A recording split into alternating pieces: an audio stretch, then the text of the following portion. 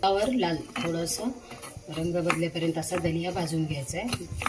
हा दलिया आपल्याला आता कुकरमध्ये शिजवून घ्यायचा आहे. केशर, वेलची असे सगळे मिळून पावडर करून ठेवलेली आहे. याच्यापेक्षा मोठे तुकडे ही खिरीत छान वाटतात. ही गूळ आहे, जवळपास पाऊण वाटी आहे आणि 1.5 वाटी मी दूध घेतलं आहे. आपण दलिया घेतलेला होता तो आता छान शिजलेला आहे.